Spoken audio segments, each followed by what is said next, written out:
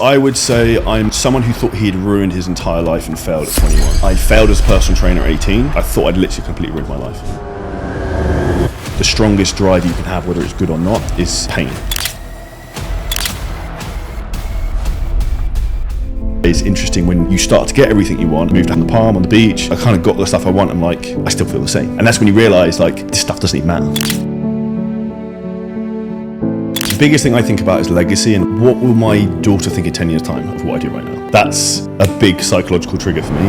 Many men that are watching this right now, that maybe they're in a phase where they don't have what they want, or even worse, they got what they wanted and they feel like shit. Is it something that happened to you? I would say it goes in phases, and I kind of feel a little bit maybe like that right now. I have all this stuff and I don't feel any different, and I think that's also why you also have to live in the moment, which is personally what I find difficult with. Charlie, what are the bad things that your kid probably is gonna pick on you? Probably that I'm a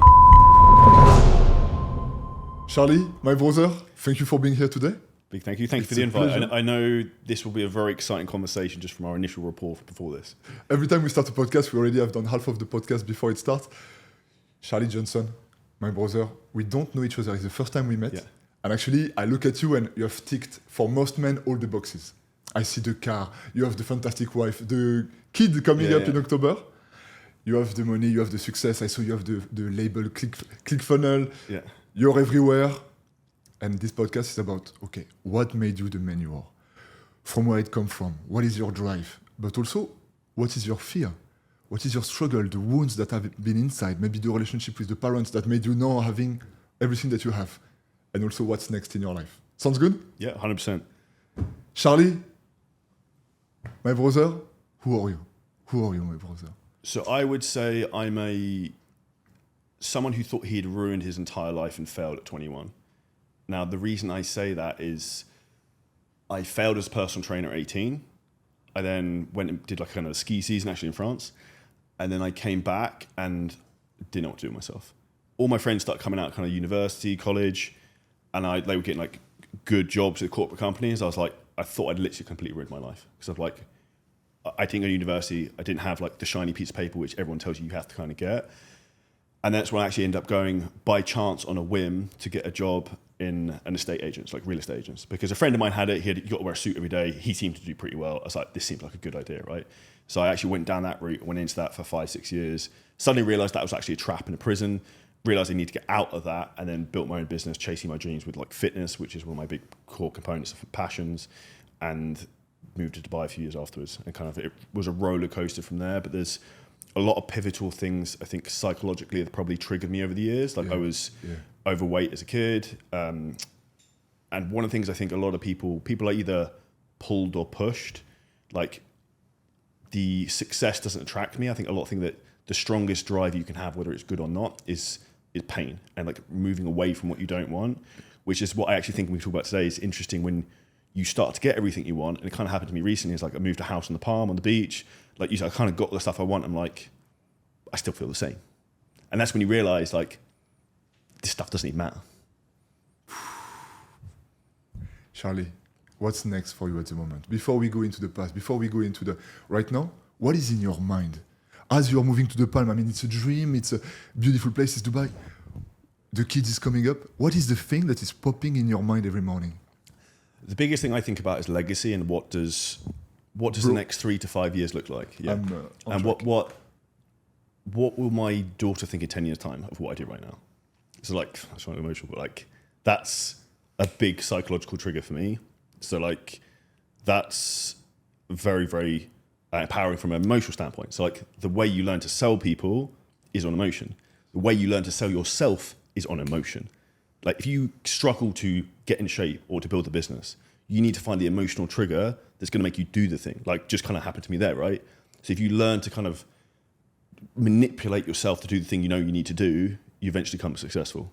And I think one thing I'm kind of obsessing over at the moment, not just my own life, but is what's happening in the world the next 3 to 5 years. Because the world is moving faster than ever before. And the people who aren't paying attention and get left behind is going to be like the great divide of the people who will crush even more with AI and technology and fast-paced moving markets, and everyone else is going to go off the cliff. I feel it, and it's funny because we come from two different industries, and at the same time we are saying exactly the same thing. It's really obvious. I feel that what's going to happen in the 3 next years are going to be massive. I feel the good news is that you take AI, for example. I feel AI will never have this frequency of, for example, courage, bringing drive. It will guide you towards it. It will still write amazing text about like, come on, bro, nah. But this frequency inside, I think the human behavior, if we play our cards well, we have a few more years in front of us. I mean, look at the energy that you bring. I'm like, no AI, we have 10 more years to go before AI start to bring the same frequency, you know? So this is where it's like AI versus HR, like human interaction. And this is where people need to understand the big differences. People are going to want to be, they're going to be pushed more to the other extreme. Yeah. So more to one-to-one coaching, more to in-person events, more to speak with you in person. And if people remember exactly what happened in COVID, what did people want after COVID? Yes. To be around other people. Yes. So it's going to push people to the other extreme to some extent. And even if you look at like social media marketing and marketing in general, this is why, in my opinion, like completely faked AI stuff that's like so perfect and polished it will work to some degree, but it will push people the other way to authenticity of like conversations like this. I agree. Charlie, I want to say thank you because I see you're an amazing communicator, and I do appreciate because as a Frenchman, the London accent sometimes. I try not to talk too fast. Like my brain goes like a million miles an hour. You're doing amazing because I was like, oh my God, he's from London. And I know, I'm like, okay, it's gonna need my full focus. Charlie, my brother. Many men that are watching this right now, there are people that, my clients or my participants or just the viewers, in general, it's men that maybe they're in a phase where or they don't have what they want, or even worse, they got what they wanted and they feel like shit. Is it something that happened to you? I would say it goes in phases, and I kind of feel a little bit maybe like that right now in some respects of like, I have all this stuff and I don't feel any different. But that's probably a realization when you kind of get your cake and you eat it and you're like, well, like what's next? Yeah. And I think that's also why you also have to think, you have to live in the moment, which is personally what I find difficult with. And then I tend to live 3 to 5 years ahead in my head, head all the time. So I'm trying to looking forwards rather than right now kind of where my feet is, which is something I'm trying to focus on, which is one of the best things is a hack for anyone to use AI. I use AI to give me maybe 3 to 5 journaling questions every day based upon me. And that's one of the things that helps me to think and see different perspectives. And I like physically, I saw you use Notebook, like physically write these things down. And that's very powerful because it's trying to just tune your brain into things you don't see because we all have psychological blind spots. Yes. Charlie, you have to come to one of my events. I have so much to learn from you in so many aspects, and it's actually an honor to have you here with me today. But please come to one of my events. 100%. I invite you. You come. 100%. I'll give you the VIP seat. Yeah. You're gonna enjoy it because what we do is that I make the unconscious conscious, and it means that, for example, we all have repressed emotions, we all have repressed information in our system, and it allows us to be, oh my God, I didn't know that about myself, and you can actually process it. It's life changing for me. It changed my life. And actually, that drove me to the next direction. What was the childhood, Charlie? I knew you would say that. Yeah, you felt it coming. What is the... I came from a privileged background, like upper middle class. I went to private school, went on nice holidays, kind of had everything. My dad was reasonably successful. So one of the most powerful things I was very lucky to have was the law of exposure. Like in my early life, I was exposed to success, some of his friends who were very wealthy, and I knew that was kind of possible, so I was very fortunate to have that. But I also, in my opinion, that gave me a chip on my shoulder that I wanted not to be told what to do by anyone. I didn't want to have to rely on anyone else, and I wanted to be able to do what I want, when I want, with who I want, and not have to be like, oh, mum, dad, can I have this? And like, no, that's too expensive. I was like, well, you can't do this, you can't do that. Interesting. I've always kind of like craved freedom. So for me, it was kind of like, okay, I'll blaze a path to try and get that. And I think the generation, like respecting my parents are from, they didn't show a lot of affection, like personal affection, because they're slightly older, 80 and 70 shortly. Yes. So one of the things I craved was like positive reinforcement. Have you read the book, The 5 Love Languages? No. Okay, so phenomenal book. I'd highly recommend anyone listen to it. Great for business as well. But basically talks about how different people have different love languages. So like, yes, okay. So like my partner's is time, like which is like the most difficult thing for me to kind of. You have to spend a lot of time with. Yeah. So, but mine is like kind of like praise and acts of service, like kind of doing stuff to kind of help me. So for me, I seek praise from my parents. I was seeking like that, like well done, I'm proud of you kind of thing, and that's probably one of the big things I was chasing for a long period of time. But I remember distinctly one thing my dad said to me maybe like 2-3 years ago was that you've achieved a lot, but it's cost you a lot. And I was like, that was like kind of, yeah. So gave me a lot of perspective, and like me and my dad have a very like decent relationship, but it kind of knocked the wind out my sails a little bit and gave me a bit of like where did that kind of come from? But I think that's where a lot of people are driven. Men in particular, they want to seek approval from their fathers, in my opinion. And as a son, you want to try and outdo your father, in my opinion. And I think the job of a good father is to make your son better than you, if that makes sense. It's interesting, and it's a beautiful topic, because I'm working a lot on myself with my dad this year. It's mostly my focus. When I grew up, I was really upset at my mom. And actually, then I realized also my dad had a big card a big play in my creation. And for example, it's funny, I can see you have a lot of respect and to your dad, for example. Me, somehow it was the opposite. I was like, my pattern inside my mind was, I don't want to be like my dad, even though I am a lot like my dad. So it was like a very splitting, in the mind. And it's funny to see that, because then we realize, how old are you, Charlie? 35. 35?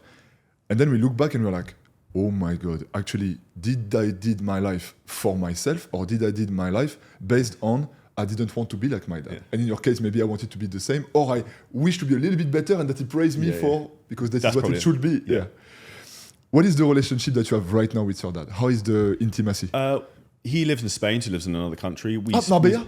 Marbella. Yeah, I saw in your content. So we speak maybe kind of like every now and then on the phone, not hugely often.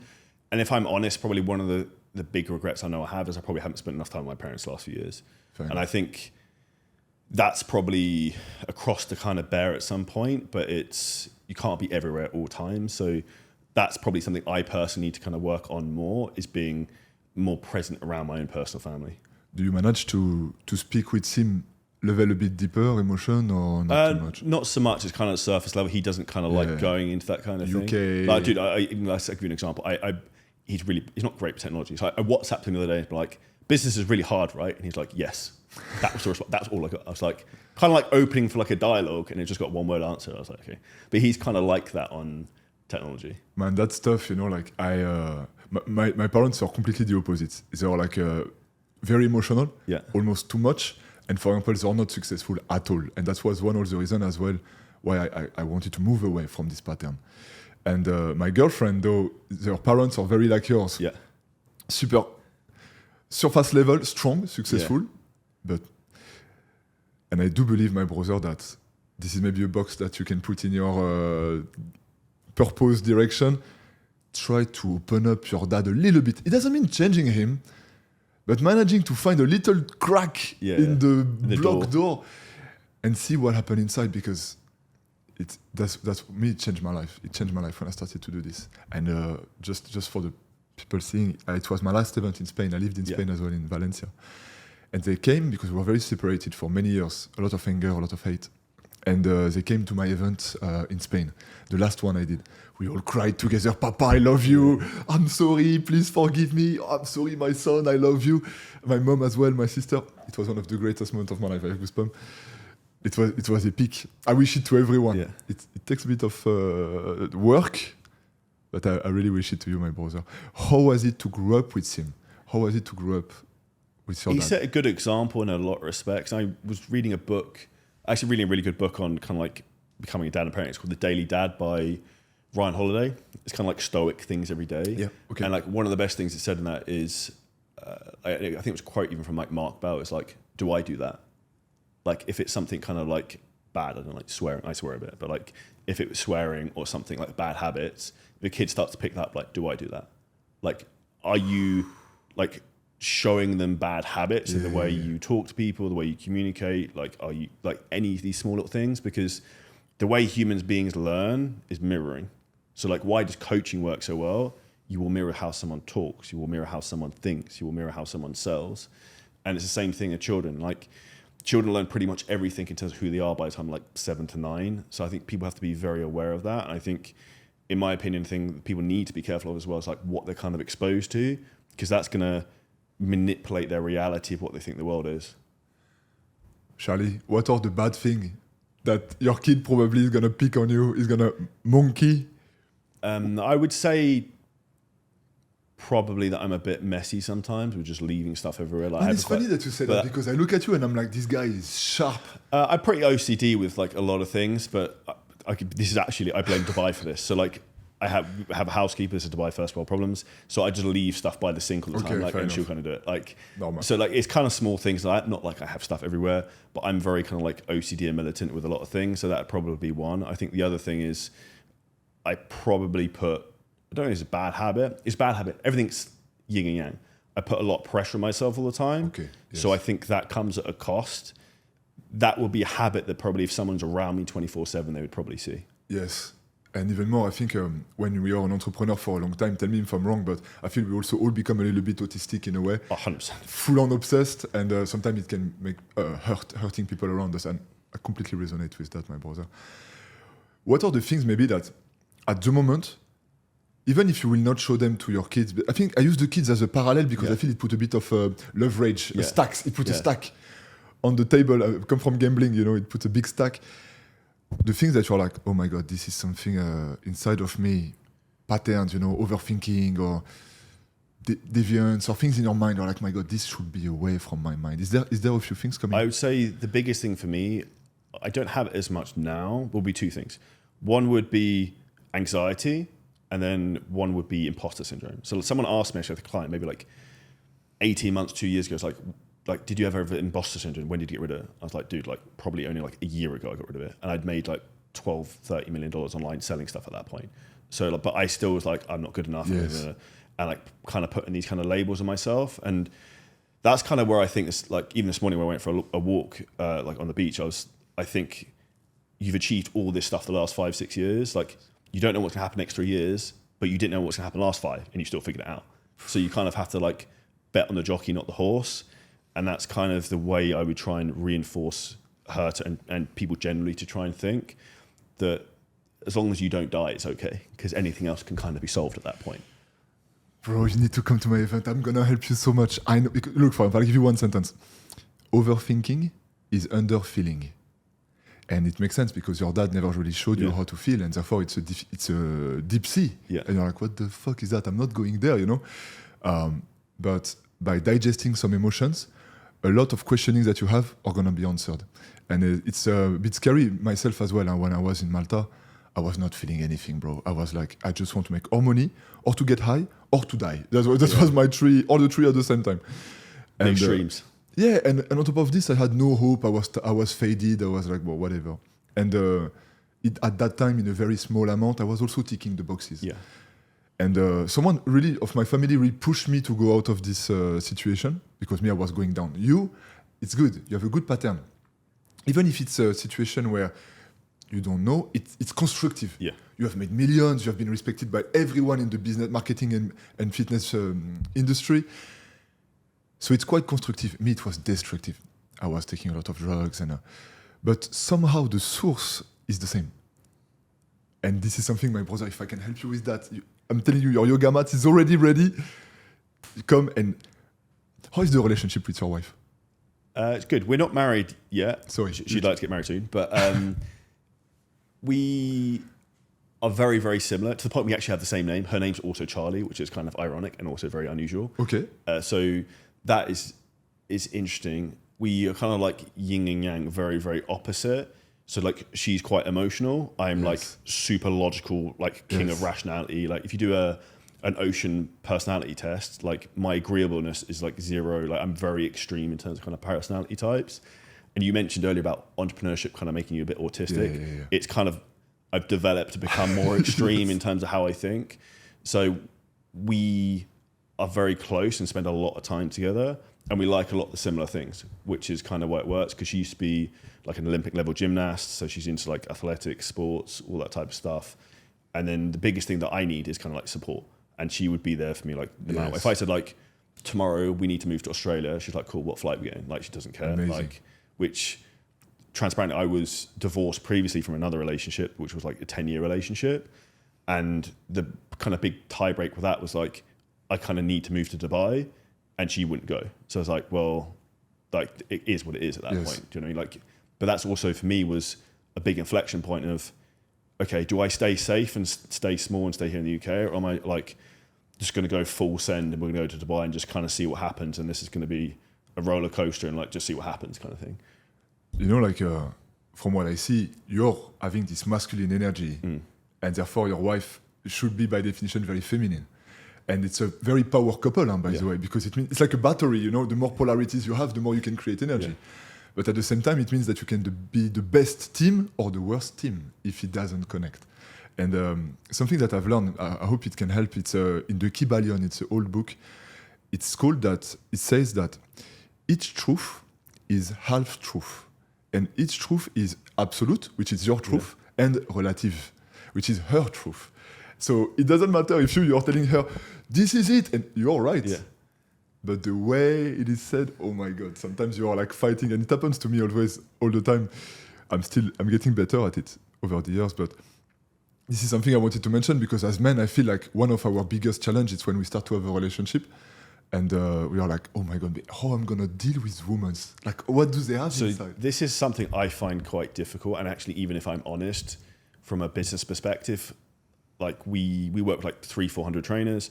I only coach a very small amount of people, but the women who I tend to work with are the very successful ones. They tend to have a lot of masculine energy. Yeah. I find it difficult to, some women who are very emotional, it's difficult to then manage a business because like every day something's going to kind of go wrong and it's going to set you off. And the biggest thing that I would say from my relationship advice or what I see is women don't actually want you to solve their problems. They just want to be heard. But as a business entrepreneur, I just want to solve every problem, just like slay the dragon. No, man. And I solve a problem and then like she's even more angry. So it's like you have to kind of understand that they just kind of want to like arm around the shoulder rather than like solve everything. How is the relationship with your mom? Me and my mum clash because a little bit, like we're very close, but we kind of misread each other, I think. So we are very, very similar probably in terms of like some personality types, which is why I think we probably can be a bit like frictional. And I think she kind of misreads things sometimes, but there's still kind of like a lot of like love and respect there from over a lot of period of time. A regret I probably have is that I don't see them enough or spend enough time with them. I was in Spain last summer for 3 months, so I spent a fair bit of time with them then. But when you kind of live on the other side of the planet, probably similar to you, it's not so easy to be super close. And personally, I don't know about you, I don't really like talking on the phone. For me, it's like I hate it. It's not a pain. I don't like it. So it's for me, it's not the same as actually being with someone. How come you're a bit clashing? On what topic? Probably life values to some degree, I think. Okay. I think I'll give you a good example. Actually, I think you might be there. So I remember we were working at like 10, 11 p.m. at my parents' house in Spain. They had like a house kind of off their house. I remember my mum coming in and being like, you need to go to bed, it's too late. I was like, I have to finish this. Like, if no one else does this, like, this is a problem. And I think it's sometimes, people who are close to you will sometimes try and hold you back from a place of kindness and love because they don't understand what you're trying to do or why you're trying to do it or what it really takes. And I think, you're going to correct me on this, I know, but I think at some point you have to let balance go to some degree, and you can have everything in life, you just can't have it all at the same time. Yes. So I try and look in life in kind of seasons. So I have a certain season of my life the last few years, I have a certain season of my life the next 2-3 years, I have another season from 38 to 40. So I try and think in like 2 to 3 year blocks. Okay, I'm 35 now, where do I want to be by the time I'm 38?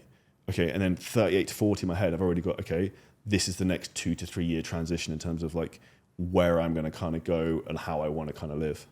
It's it makes me think about a sentence that says, God says you can be anything you wish. And nature says, yes, but not everything. You cannot be fat and skinny at the same time. And so it's good. It's the game of life. And I feel like, tell me, I'm sure you had to do a lot of sacrifice in a way, or hard choices. Was it always obvious in your mind, the decisions you were making? I mean, it's like from the childhood, you knew where you were going, kinda? It was difficult. And I think in some respects now, people are more lucky, or use the word like, or fortunate might be a better word, because it's kind of easier in terms of the information you have available to you. Yeah. So when I was 10 to 20, you didn't have the best people in the world sharing their advice on YouTube for free. Like you can learn for anyone for free. True. So I think it's easier now to kind of get perspective from the right people if you don't necessarily have that around you, because I'm a big believer that your thoughts aren't really your own thoughts. They're the thoughts of what you're exposed to and people you speak to every day, which is why you should kind of control that, be kind of aware of it. So I think now it is easier for people. I think back then I found it quite challenging. And I think I was almost afraid because I didn't know, I knew I wanted to be successful. I knew what, because a child coming from kind of like insecurity, I think, which is a lot of things which men have, we want to make our stamp on our world and kind of feel worthy, but I didn't know how to do it. Like I would run through any wall, but I was like, which one? And I don't know how to do this. I think for me, that's probably the thing I wanted is like, do this, do this, do this. And I think for anyone who's 18 or 25 as a guy, get someone who can just be like, okay, who's maybe done the thing you want to do, just be like, do this, do this, do this, follow someone's kind of path, but make it your own. Did you went into some kind of like, how do you say in English, pit hole, like traps? Did you went into alcohol, into drugs, into... Not necessarily into alcohol and drugs. I probably had a phase where I got quite out of shape and like, I remember just going out for dinner every weekend and actually starting to drink a bit back then. And when I was younger, I used to drink a lot from 18 to 21 to 22. And when they say a lot from the UK, I can tell you that so it's no like, joke. To the point of like being like kind of paralytic and like had a bit of a short drug phase. And I think not everyone goes to that, but I kind of got involved with the wrong crowds. And I look back now and I'm like, the amount of time I wasted and how much further ahead I could be. And this is why I find it interesting because I work, some of the people I coach in their business are sometimes, we had a guy come to my house the other day, he's 21, 20, I think maybe 20 years old. He's making like £12,000 a month at 20. I was making £12,000 a year at 21. So like, it's insane. So like for me, I think like the opportunity, if you're a young guy now and you're switched on and you've got drive and you're willing to go for it, by the time you're like my age of 35 is insane. Because the most powerful thing anyone has is time compounding with working on the right things. Just generally in the right direction.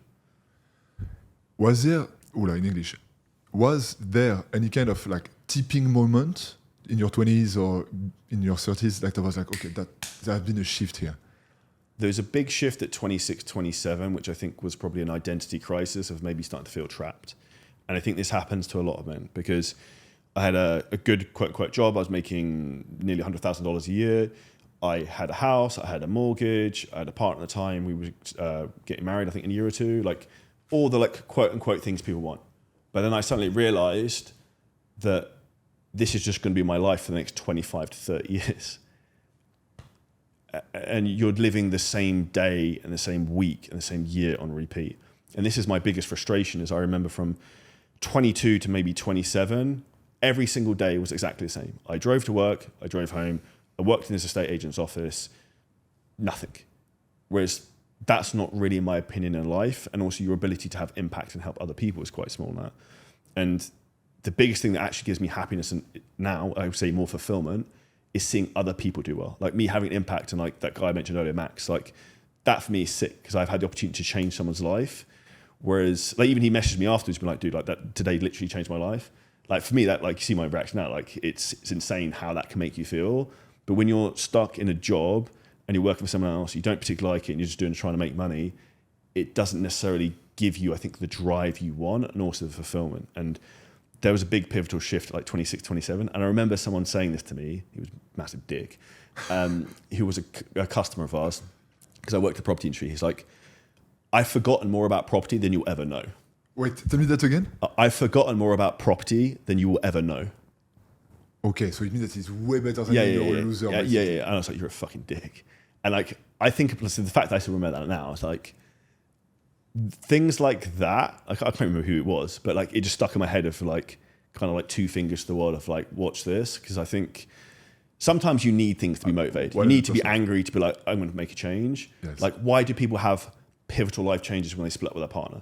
Because they have anger, they have emotion, they have drive. So which is why I said earlier on, like, if you can emotionally trigger yourself to do the things you know you need to do, whether it's get in shape, build a business, get up early, like transparently earlier on today, I like, oh, I don't want to get out of bed. I was like, don't be a pussy. Like, just get out of bed. Like, you have to sometimes, I think, drive yourself to do the things. And afterwards, like, oh, that's great. What was the feeling? Like, if we go in depth when that guy, random guy, is telling you something that you work your ass off since many years to become the best at in your industry, and this motherfucker is just saying, basically, you're going to be a loser for your whole life. What happened? You know, like, if you can walk us through a little bit the process at that moment. I think I was probably in a little bit of shock at the time because the guy was like mid-50s. So I was like 24. Yeah, So it's like, firstly, like you're a massive dick. Like, would kind of be the first thing. The second thing was like, okay, that's interesting. Like, how can I get myself in a position, which I said earlier, men crave, in my opinion, to feel worthy. Like they want to kind of be someone. Yes. So like we live in a status-driven society. Like that's kind of the way things work. Like men want, if you want a sales tactic, men want status, women want security. So if you always kind of lean into those kind of emotional triggers with people, you'll kind of do a very good job from a marketing and sales standpoint. So like that, I think, was a big driving force to realize, okay, where am I going in the next few years? And I think a lot of people don't actually think and use their brain. Like I said to you earlier, I think kind of 2 to 3 years ahead, like this is what this is going to look like. Yes. This is going to look. Most people drift, and they'll get to 65, 70 years old, and they'll look back and think, I should have gone and moved to Dubai. I should have gone and done X, Y, Z. Because the biggest pain you can have in life is regret. And for me, for example, probably the hardest thing I actually had to make a decision of, one of the two, was leaving my full-time job. To go and do something at the time was incredibly weird. Absolutely. Selling fitness programs on the internet. People are like, are you actually insane? Like, are you insane? And people literally said that to me. But I was like, I'm just going to do it anyway. Because I understood if it doesn't work, I'll just go back to where it was before. So the risk is not taking the risk. And that's where you need to kind of flip the script and realize, like, what's the worst case scenario that could ever happen? Okay, I'll go back to where I am. So like, the only option is to do the thing. What was the struggles? What were, in English, what were the struggles? Guys, it's 8 a.m. in the morning. My French is still on. What were the struggles when you started as an entrepreneur? And even more in this field, in that area, tell me if I'm wrong, because I'm not an expert in this industry, but you were one of the first in a way. Yeah. It was no man's land.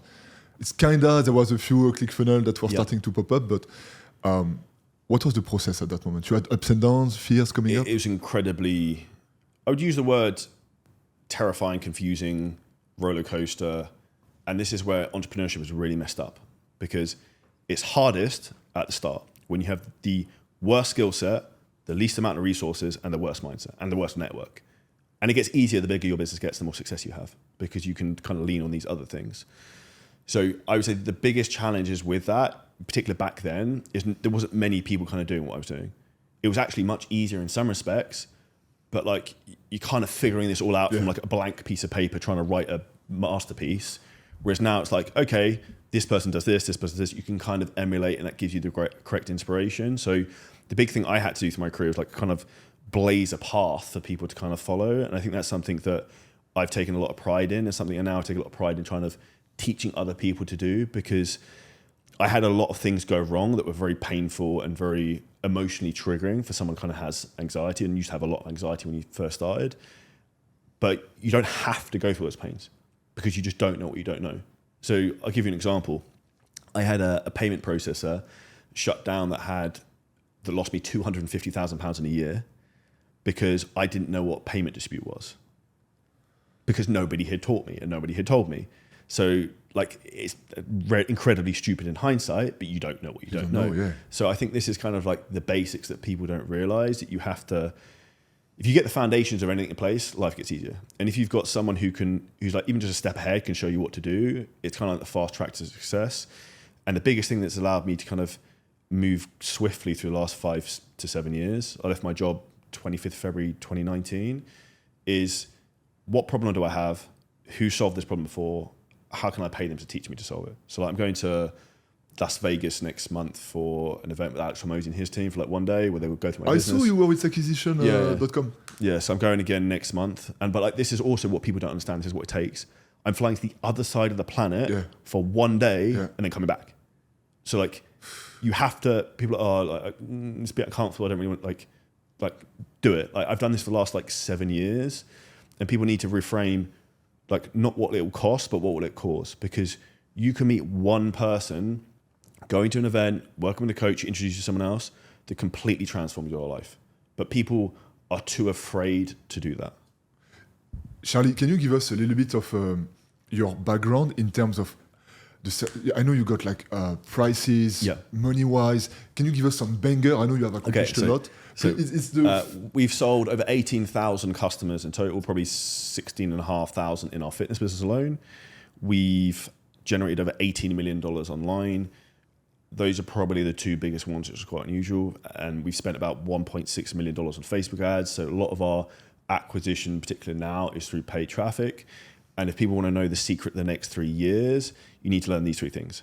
One is how to use AI. 2 is long form content. 3 is paid ads. If you learn that, you can absolutely dominate any niche. And I'd say the 4 skills you need to have that will allow you to dominate anything you ever want to do in any business. 1 is going to be how to like create copy that sells, like text, understanding how that works. 2, again, is going to be AI. 3 is selling, like selling in person or selling digitally. And the 4th is finding a product market fit. If you know how to like problem, solution, and how to sell that, you have those 4 things, you crush, because that's essentially what business is. Thank you, Charlie, because I'm completely in a phase where actually I'm in transition regarding my work, and this is helping me a lot. And that's why also when I look at what you are doing, we are not in the same industry, but the energy in the way is the same. And the goal is to make people bringing them to from A to Z, whatever the goals they have. And I really learn a lot of what you're doing. And I love the fact that this is something that I don't... my approach is a little bit different, but something I respect a lot. Man, you are a machine. You're a machine. And the content is sharp. The message is super sharp. It's banger every time. And I want to enter into that field as well. Man, the one I preferred is when you are basically saying, what the fuck? There is some fitness coach that are fat. Like, what the fuck is that? I got banned from some gyms in the UK. But I probably shouldn't have said the name of the gym. I actually said it in a podcast. Okay. So I said it in a podcast and someone clipped it out. Okay. And it kind of just came out. And then I got banned from basically going to the gym. And there was a kind of like an uproar on social media where like loads of people were kind of having a pop at me. And one thing I'd say from anyone out there is like, you're going to get haters. Like there's a lot of people who don't like me, but there's a lot of people love me. Yes. And like you kind of got to be, that is something that takes some getting used to. So like part of that story, which is interesting, is I actually went to, it's called Pure Gym. I won't say which specific one. I went to one and I actually went there with one of the trainers who I was going to train with who works in the gym. And then we trained for like half an hour and I got escorted off the premises, told I had to leave because I posted something on social media. Like not about a specific person, but I said some of the trainers, but for me, this is the problem with society right now is men in particular are not willing to hold themselves to high standards. Yes. And I read something yesterday and I actually looked at it again this morning that really resonated with me. It's like strong men hold themselves to high standards, weak men hold others to high standards. So like you have to kind of lead by example, which is why another interesting statistic I found out recently is that in the Western world, if you earn $1 million a year and you have abs, there is between 1,000 to 3,000 men like that at 35, my age, which essentially means you are a unicorn out of the entire Western world. Repeat it, please. Abs and... So if you make $1 million a year okay. and you have abs and you're 35 and you live in the Western world, there's between 1,000 to 3,000 men like that right now, which means you're basically a unicorn out of like a billion people. So that's how easy it is to win. And in the United States, there is 25 times more millionaires than there are people with abs, which means it's 25 times easier to become a millionaire than to get a six-pack. Whoa. Which is a paradigm for people to break, and particularly in the fitness industry where I help people sell fitness programs. Like, oh, people haven't got any money. It's like, dude, 25 times more people are millionaires than have abs. There's like people have money, you're just not speaking to them correctly. You know, I love this kind of stats because sometimes, you know, like as men, sometimes we feel like shit. It happens, you know.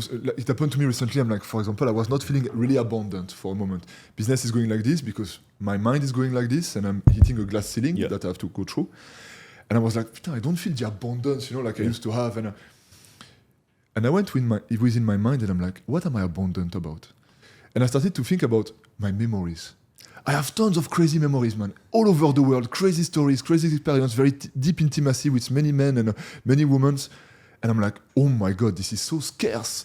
Most people are just on their phone all day. And I have a bank of memory. And I started to feel like a beast, like $1 million, you know? And this kind of little sentence, I'm sure for many who are watching are like, man, I am actually a piece of gold. I just completely didn't know or forgot. And I found that very, very powerful. And to stay on the topic, because I found it very funny, in my industry, for example, from what I've learned, it's in Spanish, we call it the falsa luz, the fake light. For example, there's a lot of coaches that will be about relationship and they're single. Or there will be coaches about, you know, like how to be healthy and they're overweight or they're smoking, you know. So it's just so funny to see who actually walk the talk and who are just like... But this is ultimately why entrepreneurs will fail, because you know you're incongruent with what you do. So like the reason I'm very good if I take sales calls to selling our programs, because like I have so much certainty and conviction in what I do because I personally done the thing, helped hundreds of other people do it, personally lived the life of what you wanted. So like who else can help you do this? Yeah. Like no one. Yeah. So that's the biggest thing that people need is self-confidence in themselves. That actually becomes being the person you need to be to try and sell the thing you want to do, or become the CEO of your business that you need to be. So like that I think is kind of like a reframe. And I think the most important thing most people lack is consistency. One thing I am is very, very consistent. I work every day, like even at the weekend, I work 2-3 hours every day, not because I have to, because I kind of want to, because it gets to the point where like, this is kind of like a big video game for me. I enjoy like moving the chessboard around and playing with stuff. And it's, even the weekend I just want to make YouTube videos and kind of mess around. I do it more from fun and because I like to give value. And I think it's ultimately that saying, it's like when someone's playing just for fun and not afraid of losing, they'll beat everyone else. So like you just kind of need to go all in for that. I think a lot of people are playing not to lose instead of playing to win, which is a big kind of paradigm shift where people are like dipping their toe in rather than just diving in with both feet. Yes. And people will be rewarded who dive in with both feet. I have something that I want to enter as a topic. So in October, you're going to have a wonderful little girl. It's amazing. I mean, I don't have kids yet, but it's going to come in a few years. I'm giving myself a bit of time. And as you mentioned, they're going to, how do you say, monkey who you are. For you, it might be painful to hear me speaking French, I swear. It might be like, come on, bro, I know what you're going to say. Just let the words go out of your mouth. So thank you for your patience. I understand a little bit anyway. You mentioned that you have anxiety. This is something that maybe she's going to pick up on as well. Why the anxiety? What do you think is the source of it? Why is the... For me, I feel sometimes I'm never moving fast enough towards the things I want. Okay. Which is why I spend a lot of time reframing my mind to be like, look what you did last 5 years. Like, yes. Where are we now? 25. 6 years ago, I left my job. We're now sitting here in Dubai doing this podcast. So like, things can change very quickly. So a saying I'm a big believer in is that we need to be reminded more than we need to be taught. And you need to remind yourself a lot of like who the fuck you are and like what you've done and who you want to be, rather than like, oh, maybe like I've had this problem today, this problem. Like everyone loves a pity party, and your brain like is always looking for problems and fear, because back in the day that would have stopped us getting eaten by a lion. There's not a lion coming to get you now. So you can kind of get rid of some of these problems and just kind of reframe them. And I think that's a constant thing a lot of entrepreneurs have, but they don't talk about. Yes. And I think the ultimate kind of finale on that is like, if you want to have a big life, you're going to have big problems, because I've started to realize that like the bigger the business you have, the more stuff you do, kind of stuff comes with that that's going to be challenging. But then like the bigger the dragon you slay, the bigger the pot of gold behind it, and the more fun the story is. And I had a load of problems with some pretty wild stuff that happened last year. And with that at the time, it was like challenging. But a year later, it's kind of like not funny, but it's like it's a cool story. So I think that's where you need to try and reframe a lot of things and just kind of get perspective. There is, the sentence from a Spider-Man movie. We say, big power, big responsibility. Yeah. And I saw someone, maybe it was Hormozy, I forgot, who said, yes, big power, big responsibility. But if you take big responsibilities, you're going to have big power. And I was like, no way. Actually, yeah, that's the thing. It's like, you want to be powerful, you want to create things, take your responsibility, motherfucker. And I found it like very genius to just turn around the sentence. And regarding the anxiety, I was suffering so much, man. I was completely going down, because I was seeing the world and I was like, no way, I don't play that game. Like, I'm out of this mess. And actually, since 6 years now, digging within my mind and the emotions, and it really was just, I didn't know myself enough. And therefore, I was blaming everyone else because I thought everyone else was not knowing themselves. And imagine, I was the type of guy that was going to McDonald's drive-thru and then putting the trash outside the window. You know, when you drive and you're like, who are those motherfuckers that put everything outside? I was. And now I look at it and I'm like, oh my God. But you know the worst part? I thought I was doing good. And I tell you why. It sounds shocking now, but I thought I was doing good because I thought that the whole world was doomed and that everyone was suffering. And therefore, better to destroy everything now so we end the suffering quicker. That was my mindset. Imagine how far gone I was.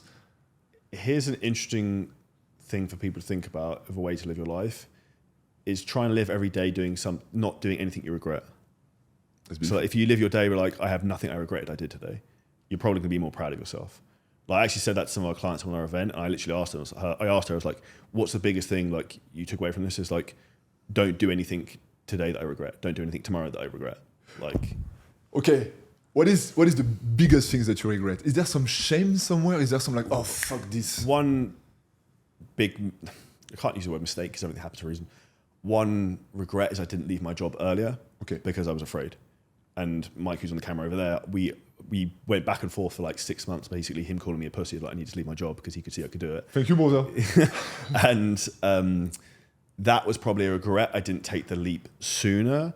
The second other big leap was that I didn't try and find people who had higher level skill sets, like super far ahead of me, to completely kind of blow my perspective.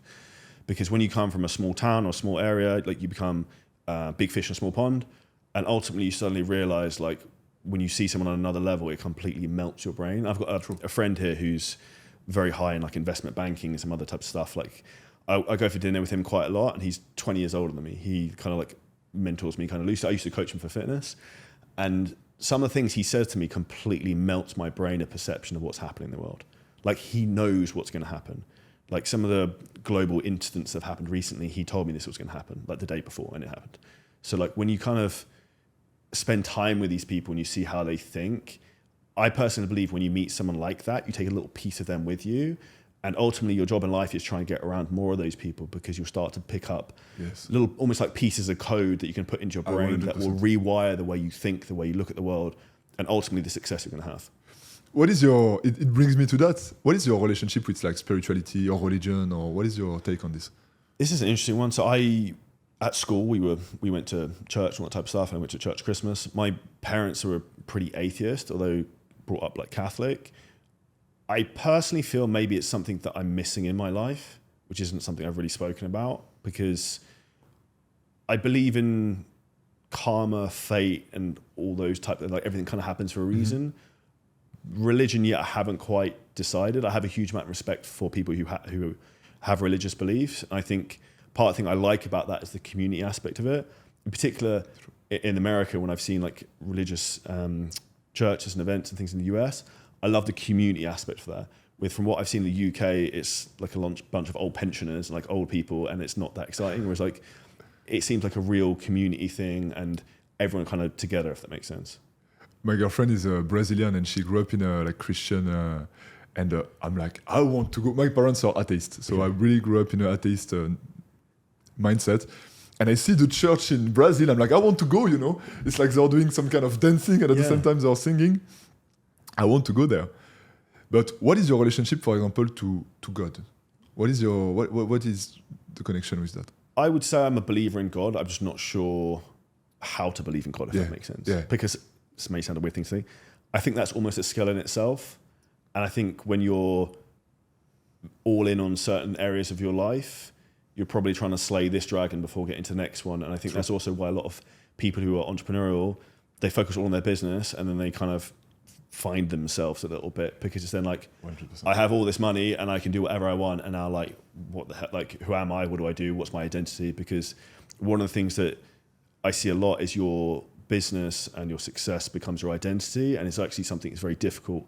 And I personally agree with that, is that your mood as an entrepreneur can get pulled depending on what's going on with your business, because you tie you as a person to the success of this other thing you've created. I'm asking, by the way, it's because for me, you're doing it the smart way. And most of my clients, they do that. They basically rock the game, and then they start to ask themselves a bit more, okay, who I am, what do I truly want? And they find God within. And me, to be honest, it was not a smart way at all. It's like it kind of be pushed into me. And now it's true that it's even, in my opinion, kind of more difficult to make business, because it's before, you know, I was not. In a way, before the money was a very important drive. Before my accomplishment in this reality was very, very important. Now it's still important. That's why I'm doing what I do, but a little bit less. And it's true that, for example, in business, sometimes that's why most spiritual people are completely broke, at least on the new age thing. The religious one, though, they have the community, they have the drive. And I feel we all have to find our position within this in order to have the life that makes us happy. And for me, I mentioned this topic because the faith, to be honest, is what made me go out of my misery. The faith, even if it's by definition faith, so you have no clue. It's like you don't really know how far it goes. But I'm like, you know what? It makes me feel better when I have faith. And therefore, I will choose to have faith. I may be right, I may be wrong, but I just know in my heart that it gives me energy and more love and more happiness and more compassion.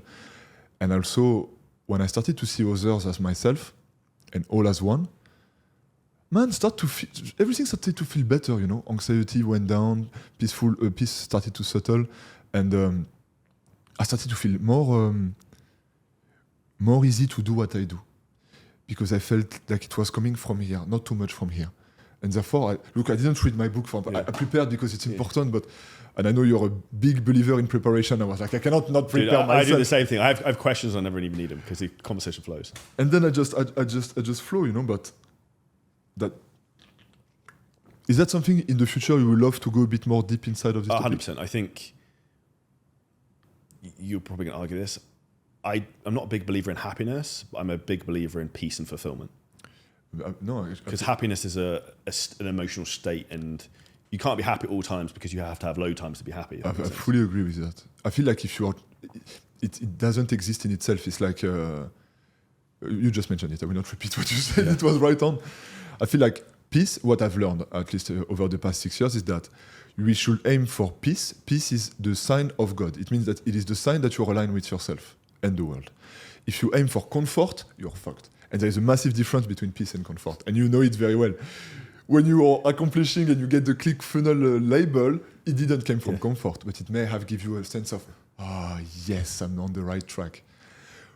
What is, and I asked a little bit the same question before, but what is the feeling now that you want to feel more of? What are the things that you wish would come to your life? I would actually probably say peace is one of them, because I would say my mental state is almost like I'm at war. If that makes sense. Yeah. Like, even my girlfriend said, like, sometimes, like, dude, like, you're not in fucking water. Like, because I'm so sometimes, the first 3 months of the year, I got up every single day before 5 a.m. Like, it's like a challenge to myself. It's like, just fucking, like, go all in. To the point that I ended up I was in Vegas for, like, 6 weeks or something. Gambling? I gambled on one slot machine. I put $20 in and I won 100, and then I left.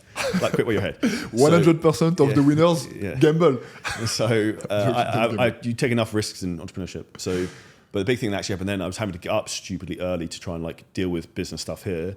So by the time I actually came back, I was super burnt out because I was getting up in Vegas at I was taking Zoom calls at 4 a.m.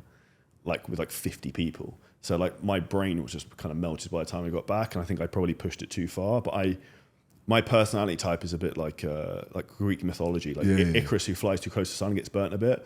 I always try and like to push things a bit to the limit, and then like, ooh, maybe we shouldn't do that anymore. And I think you have to be a little bit over the top to try and get over the top results, because otherwise someone else is going to. And I think I'm naturally very competitive. And actually a therapist said this to me.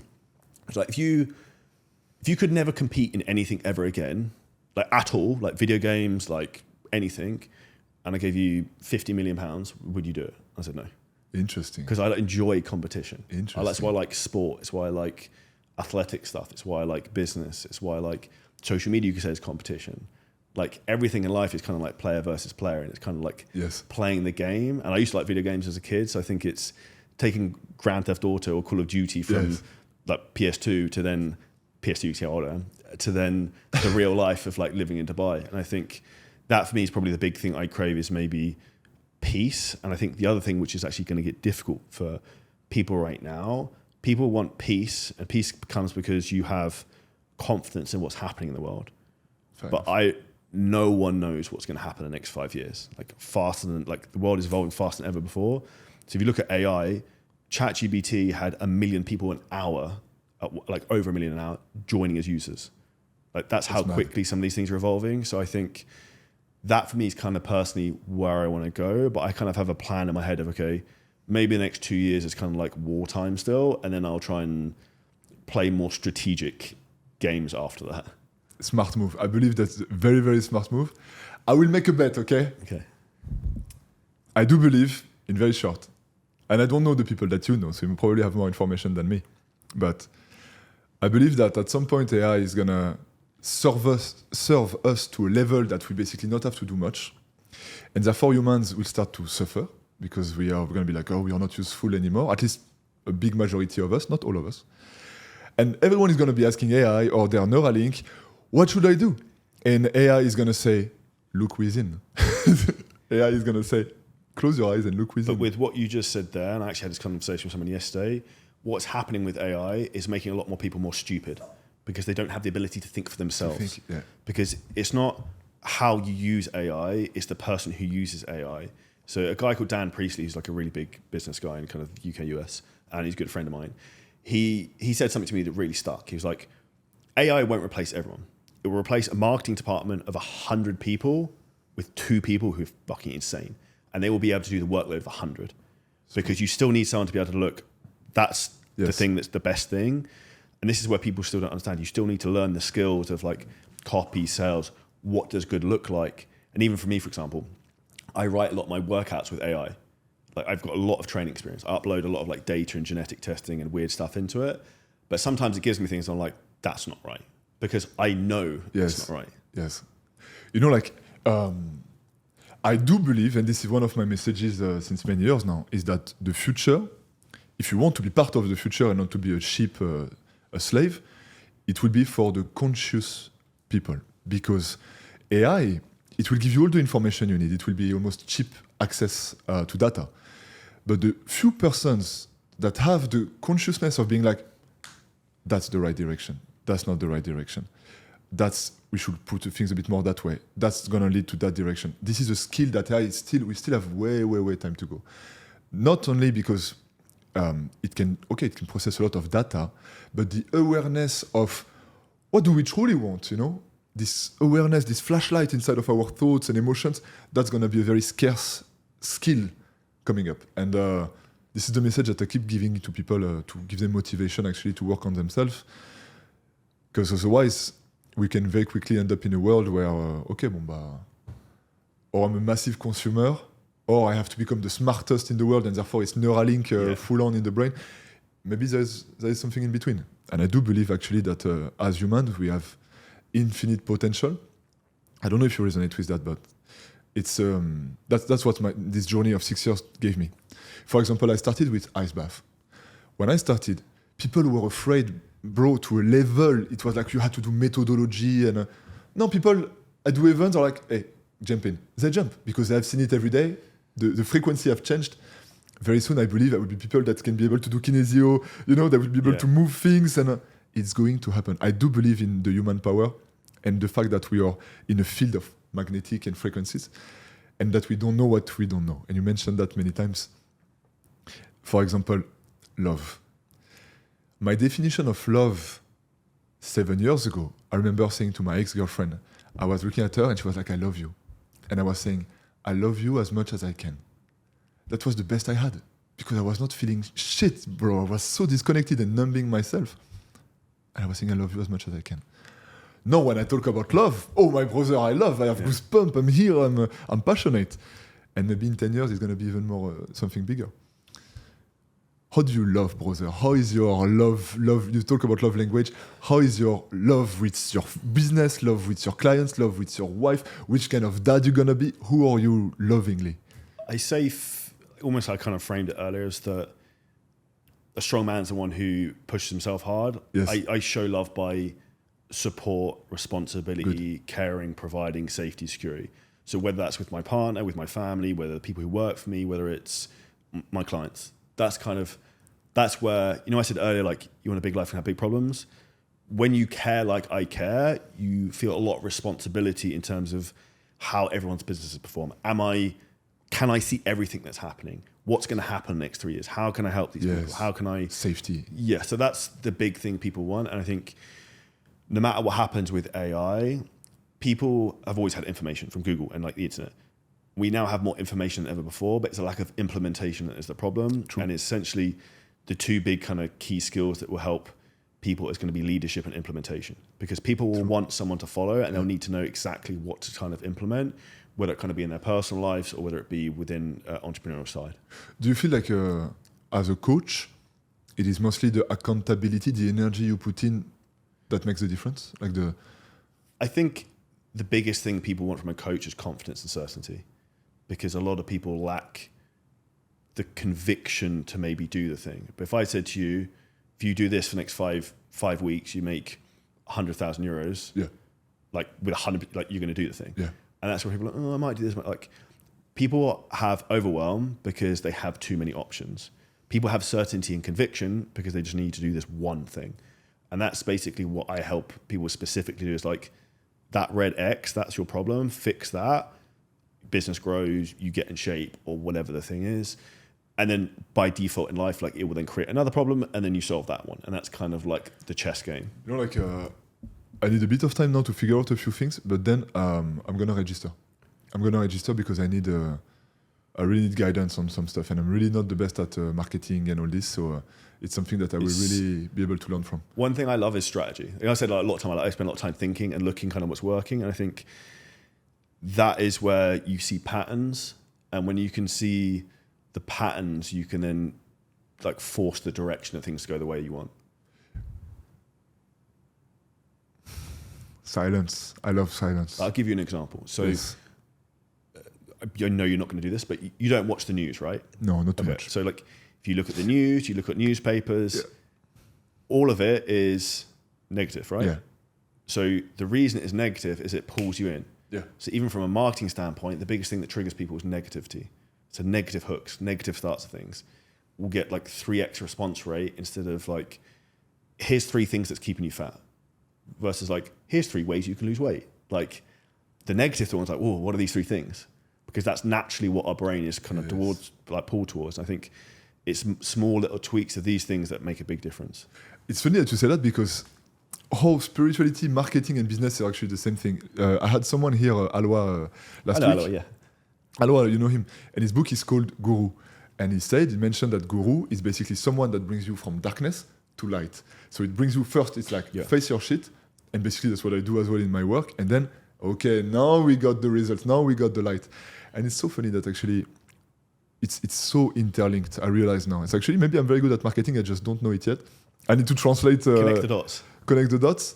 But I see you doing tons of content. I know you have your browser right here. It's very creative. I really love it in many ways. What is the source of creativity? What is the... We literally talk about this all the time. We can make so many ideas for videos. We just don't have them. We don't actually have enough platforms to post them on, and a lot of the platforms don't actually don't let you post them enough. And also, sometimes the algorithms don't reward you for kind of posting certain things. Like for me, I'm naturally probably more creative than I realize. So like even I was thinking about other random videos I wanted to make this morning of just things that kind of top of mind. And I think the more you kind of know about different subjects, the easier it is to come up with ideas. So for example, if we work with a lot of fitness trainers, if someone's a fitness trainer and they don't know what content to make about, it's like, well, you're not learning enough. Because when you're constantly learning, you're excited because like, I've learned this thing, I want to talk about it, I want to make a piece of content. And that's kind of how I feel, because I'm a perennial learner. So I learn something and I want to kind of like teach it and talk about it. And a therapist actually said this to me, and she reframed it and was like, Charlie the teacher. And I was like, I've never thought myself like that, but it's kind of the way I naturally am, because I love to learn and I love to teach other people. Genius. And now, Charlie, what is your dream? Do you have a dream, a thing you want to experience? I'm sure having a kid is already massive, but is there an experience that is like that thing? From a business perspective or a life perspective? Give me both. From a business perspective, I want to try and grow our brand and have as much impact, even just for free, on like our YouTube channels, podcasts, because one of the things that really changed my life when I was an estate agent, I used to drive around in my Mercedes car in Surrey, and I'd listen to Gary Vaynerchuk and Grant Cardone. So I listened to Gary V for content and Grant Cardone about like sales and kind of business.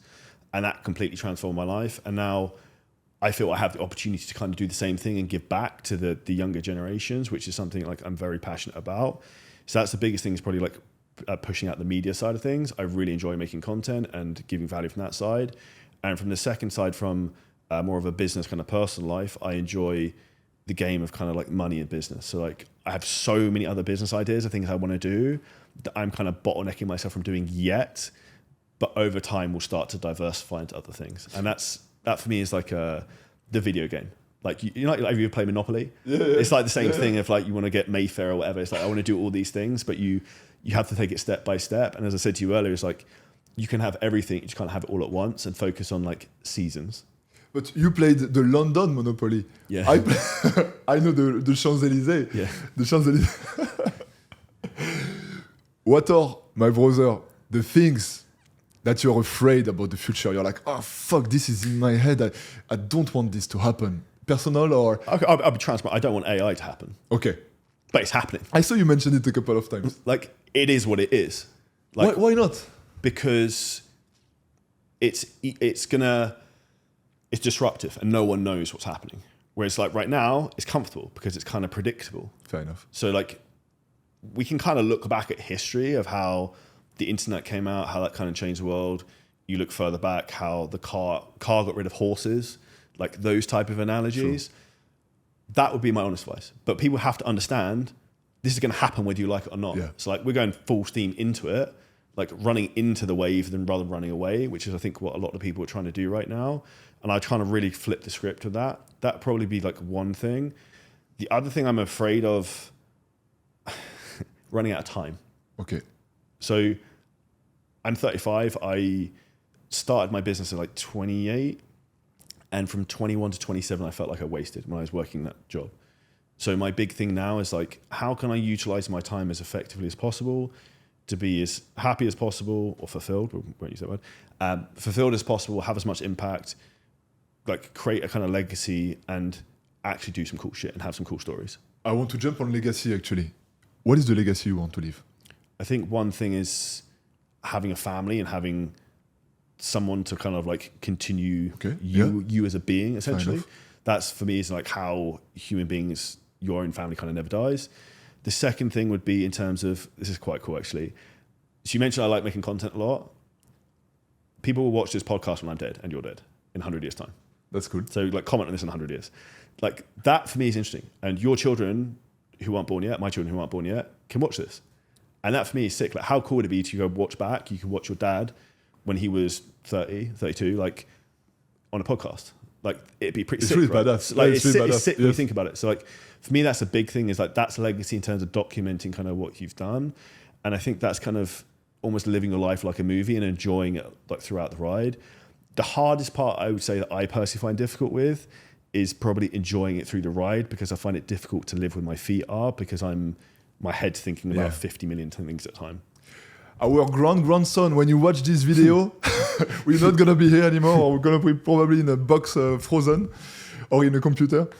But I understand, my brother. And about legacy, you mentioned that you want someone maybe to take over, or is there? It makes me thought about it, man. When we talk about being obsessed, for me as well, it keeps coming back. The patterns of the mind. What are the things that maybe your father was doing that you don't want to reproduce, that you don't want to do the I same? remember he said this to me, and it's a blessing and curse that he didn't work as hard as he could. Okay. So I was like, that's interesting, because he was pretty successful. And I remember, pretty much all I can remember, he only worked like 4 days a week. And I was like, it doesn't seem to work a lot. And I was like, that's interesting. That's an interesting regret to have. It's like, I could have pushed it way more. I was like, that's interesting. So I think that would probably be one of them, that I just don't want to have regrets. So like, I personally don't think anyone's going to say, I try too hard to like build the things I wanted to build, as long as you enjoy doing it. And for me, it's not work, it's like play. Like for example, on like Christmas Day and stuff like that, sometimes I got my laptop because I like to kind of do it. I get an idea, I'm like, oh, this is cool, I should do this. Yes. And that for me is like, this isn't really work, it's kind of the thing I enjoy doing and what I'm passionate about. And I think that's also when you are congruent with what you do and congruent with who you are. And I'd also transparently say, entrepreneurship is not for everyone. I was thinking about this yesterday, actually even this morning. I was like, life was a lot easier in a lot of respects, just working for someone else and kind of having like stability. Fair you enough. Have a lot less, like, you know what's going to happen. It's predictable. But like I said earlier, I didn't want predictable of doing the same thing for 25 years. So like, kind of careful what you wish for. If you want the roller coaster, you got to take the lows with the highs. And the bigger your business gets, the higher the highs and the lower the lows, and the kind of the more extreme it gets. And it's the emotional stability to kind of handle that that's very important. When was the last time you cried? Probably recently, something to do with baby orientated, I think. It was of happiness. It was of Yeah. Like, I try to probably bottle it down, which is why I said to you actually before this that I think as soon as I have the baby, I'll probably just have a complete breakdown. So yeah, I think that's probably the biggest thing that triggers me. You know, like it's one of the questions that I ask my clients quite quickly because it shows where we are at also emotionally. And I feel like a lot of suffering that we have as humans is because of our emotional contamination. Which means that, for example, you take right now the war that is happening in Middle East. I don't know who is right, who is wrong. It doesn't matter. I don't have the knowledge for that. But what I see from my expertise is that there is an emotional contamination. No one can listen to another anymore. We just take the whatever weapons we have to end the suffering on both sides. And actually, it's a pattern that we reproduce us in our own life. We struggle to forgive ourselves. We struggle to forgive others. And then we end up having a situation where we are with people we love, but we don't feel that good. And I think for me, this is pure evil. At least when you're feeling like shit, what I used to, at least it's coherent. But when you start to have the nice car, the nice wife, the nice baby, and you feel like shit, like it's time to, I'll give you a great one. So there's a book called Happy Sexy Millionaire by Stephen Bartlett. And the first page hit me like a ton of bricks. And it's like, the world tells you when you have the abs, you have the money, you have the Range Rover, you have the big house, you'll be happy, but you won't be. And I was like, fuck. Like, because it's all these things you are told to get status driven that you will chase from insecurity to get. Like I said earlier at the beginning of this podcast, you don't feel any different. Like, you just don't care, which is where there's a big difference between someone being rich and looking rich. And I think the biggest mistake I see a lot of young people making is they're buying business class flights they shouldn't be paying for. They're doing X, Y, Z. They're buying stupid cars, doing whatever. Like, just invest your money into safe stuff, invest it into yourself, and then you can buy whatever you want. And also, like, I'm not saying don't go and get these things because, like, I've done them, but the value is in becoming the person who can get the thing, not having the thing. Because after you have the thing, it's like you don't care. You know, like the emotional intelligence is actually very difficult. And for me, to be honest with you, it's been 6 years that I'm on this journey. That was very hard, very challenging, within my own mind, within my own self. And I understand why most people don't go into that route, because it is challenging. Because starting to feel deep, and we all feel, by the way, we are emotional being. In marketing, it's well known. We are very deep emotional being. When you see a child, how much he cries, in a way, we are as emotional as that child. Then we become a bit more intelligent, but and it's challenging because you start to be like, oh my God, all my life, all I have created, all the problems that I have in my life, it's because of me. And man, this was hitting my face so hard. And every time I have an awakening, I go a level deeper within myself. I'm like, oh my God, putain, all my suffering, all my misery, my loss, my mistakes, it's because of me. And I didn't see it. And every time a level deeper. The good news, though, is that, of course, there is always a reward ratio. Man, you start to feel like a king all the time. Like, I go in a Rolls Royce, I feel that I'm in a Rolls Royce. It's not about, I will be happy because people see it. No, I fucking enjoy it. I fucking enjoy the nice sound, the nice seat, the doors open when I click. I love it. Like, I don't have one yet, it's gonna come, but it's a feeling, and when you make love, it's a deeper, but at the same time, it is sometimes challenging because, as you mentioned, you don't work too much with women that are emotional. And I understand why. It's a nightmare. It's complicated, and you need different approach to deal with this type of persons. And the more I also connect with my emotion, the more I also have to deal with them, which is challenging because sometimes, what should I do? It's like, should I just keep my head down and get shit done, which is what society is telling me, and I know it's gonna work, or I follow my gut feelings that says, no, try this thing. And it's a constant battle. And of course, what I've learned is we have to use our brain, and we have to have a very smart intellectual brain, but always led by the heart, by the guts. But it's a very challenging route, and to be honest with you, my proof of concept is being slowly built up. Sorry, I'm talking a lot. So one of the things you said then makes me think of the way people need to frame everything. So the world is a mirror, not a window. So like Very well said. the way you feel and think is a reflection back upon yourself. It's also where you see people giving out hate is because if someone hates on me or they hate on you, it's because something inside of them makes them feel insecure by me or by you. Yeah. Which is why, we mentioned about the gym personal trainers who gave me the shit because I called them fat. It's because they know it's true. Yes. Because it's triggered you.